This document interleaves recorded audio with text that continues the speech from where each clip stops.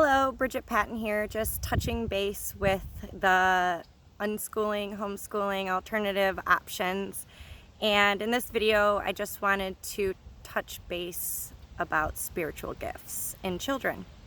So something that I've noticed and something that I think is maybe a misconception is whether or not our kids have spiritual gifts. And from my perception and from what I've witnessed, I haven't seen a single child not have a spiritual gift. It doesn't matter what their background is, where they've, been brought up, what they've been exposed to, what their dynamic is. Every single child has a spiritual gift, and it's just expressed in different ways.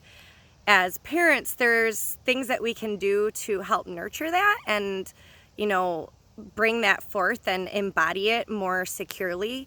A lot of parents reach out and don't really know what to do when their spiritual gift has to do more with intuition or premonition or psychic abilities, that kind of thing.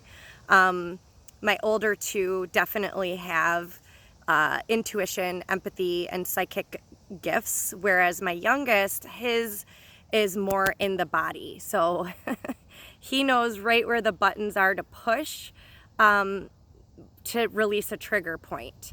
And it can not just be emotional triggers, but he also has a gift with massage. So like if I have a headache or something, ever since he was very young, very little, he would just want to put his hands on my head or on my shoulders if my neck is hurting. And he's very intuitive in a different way. So he automatically absorbs information about homeopathy and plants and muscle tissue and bones. So it might not look the same as my oldest, who immediately can sense something I'm thinking, or he can find things. He has a gift with location. So if I'm looking for something and he knows what it is, I can ask him to help me find it, and he'll be able to locate it, even if he isn't the one that placed it or lost it. I think that's super cool. Like he gets the energetic imprint of it and he can locate it. How this used to come out when they were younger is if I was trying to hide something, like a snack or a treat or a gift or a present, and I thought to myself about it, that I was hiding it, he could find it. Or if I thought to myself, I don't want them to turn this on, like my water hose, because it wasn't connected one end to the other, he would sure enough go right over and turn it on. So they taught me from a very young age to be careful with what I was thinking and the way that I was setting intentions with my energy and objects and my surroundings. So my middle one, he does a really good job of directing and facilitating the energy. So a lot of the time when we go out to the park or we go with groups, he's the one who will go out and draw in a connection with the group of people that we're in. So he'll draw in friendships or invitations to go do things. And I think all of these different types of gifts are from spirit. And a lot of the time we can assume that their only spiritual gifts can be something that's intangible. And I believe every one of our spiritual gifts starts off at an energetic capacity and then translates into our body in some way and manifests externally in this way as well.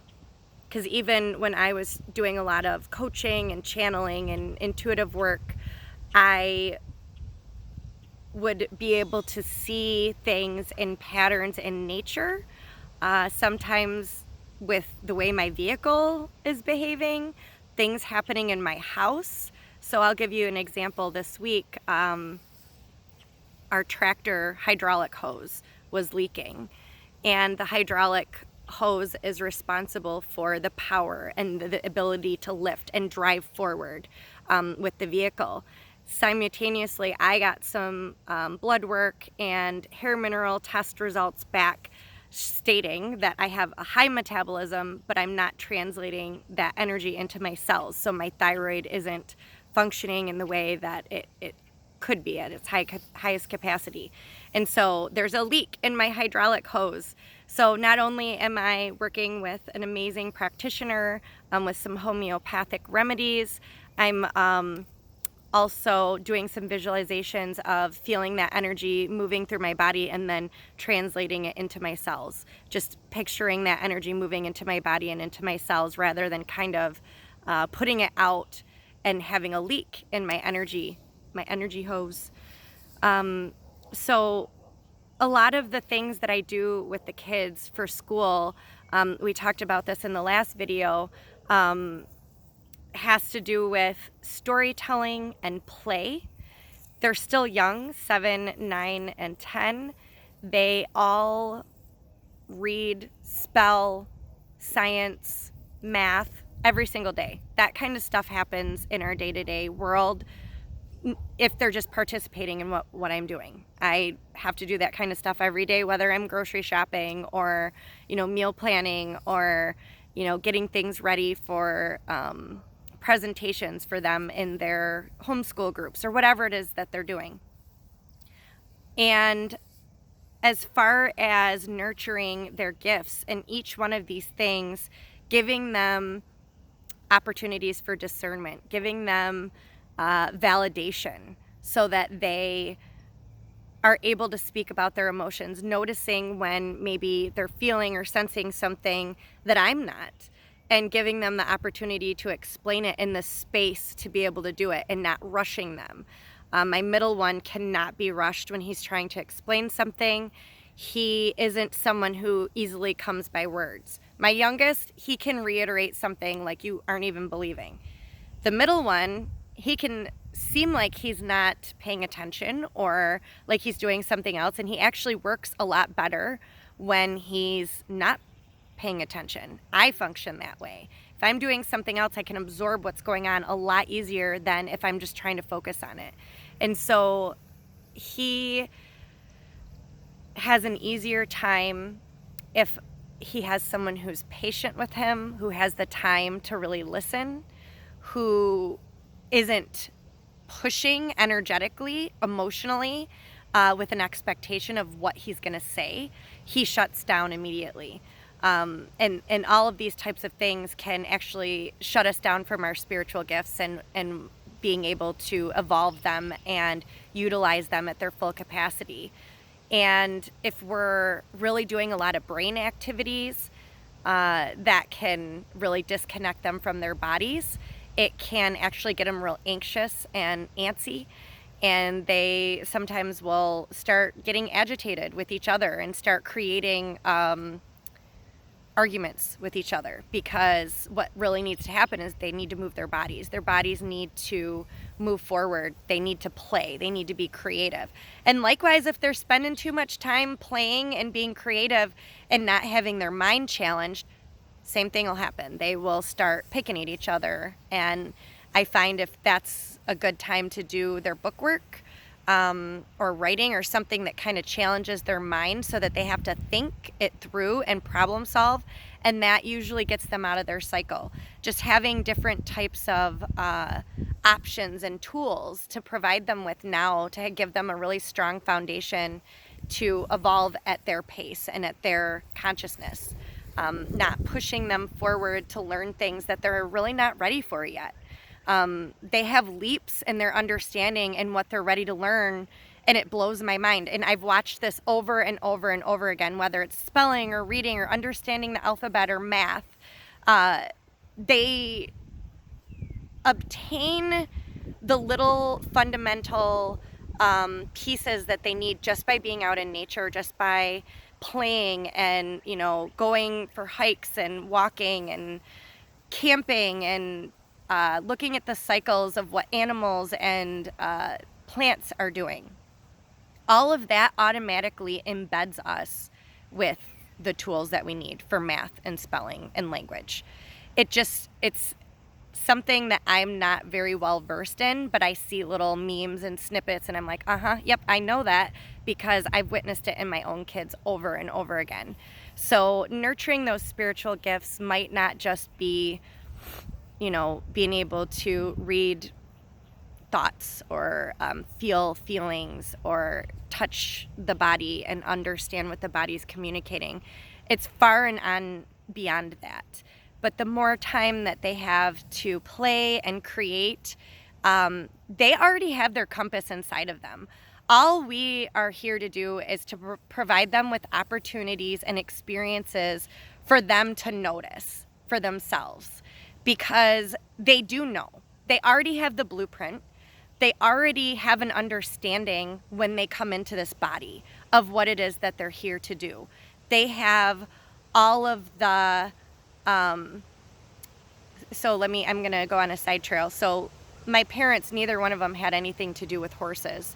That wasn't something that my mom and dad really had any interest in. But I came in knowing that that's what I wanted. I collected My Little Ponies. I had 50 My Little Ponies. I knew all their names. And lo and behold, in my 20s, I ran a riding stable and we had about 50 horses there. And that is something that I really needed for my my constitution, my strength, my vitality. I've gone back to that time in my life over and over and over again for discernment and to understand myself.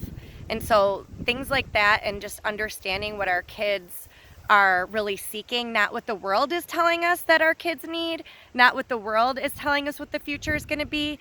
The kids already are on that trajectory. They're right, I always say, fresh out of the oven. They're straight from source. Their mind hasn't been programmed yet. We're here to help them with that programming so that it's set up to nurture their gifts, to nurture what they are here to teach us, because they are here on missions just like we are, and they have a lot of information, a lot of wisdom, and I see a lot of kids shut down because we just have so much structure telling them how they have to act and behave. And kids, yes, they need boundaries. Yes, they need guidelines to understand, because I'm telling you, my 3 boys, it wasn't second nature for them to understand certain things. I can't think of them right off the top of my head, but I guess lighting things on fire, the danger of certain things, and giving them the foundation to build a fire in the fire pit, giving them plenty of opportunities to do that. My middle one loves to chop wood. He's 9 years old, but he's been running a drill and that kind of thing since he was 5 years old. That's just something, he's mechanically and engineer minded. So my oldest, he's got away with animals, a lot like I do. My youngest does not really follow boundaries very well. So he's had some situations with animals that I don't know. I don't want to say it's taught them their boundaries, but it definitely, the boundaries have